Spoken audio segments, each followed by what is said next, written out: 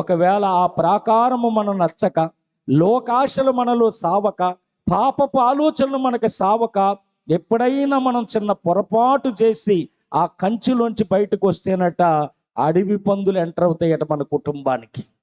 చూడండి వాక్యాన్ని. 80 సంకీర్తన 8వ వచనం. నీవు ఐగుప్తిలో నుండి ఒక ద్రాక్షావల్లిని తెచ్చితివి, అన్యజనులను ఎల్లగొట్టి దాన్ని నాటితివి, దానికి తగిన స్థలమును సిద్ధపరిచితివి. దాని వేరు లోతుగా పారి అది దేశమంతటా వ్యాపించెను.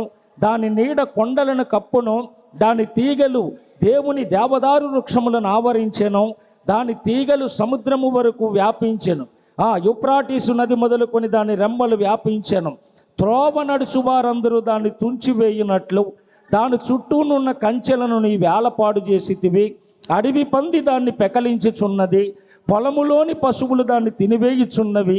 సైన్యములకు అధిపతిగు దేవా, ఆకాశము నుండి మరల చూడు, ఈ ద్రాక్షావల్లి అనబడుతున్న నా కుటుంబాన్ని దృష్టించు. చూసారా?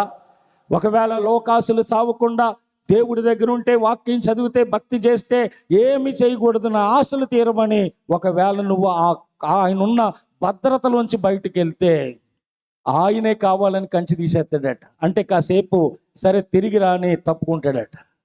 తప్పుగానే మన కుటుంబంలోకి ఏం ఎంటర్ అయిపోతాయి? అడవి పందులు, పశువులు. ఆ సిగురు పట్టేటువంటి సిగురును తుంచేస్తారట దారంపడి వెళ్ళే వాళ్ళందరూ కూడా.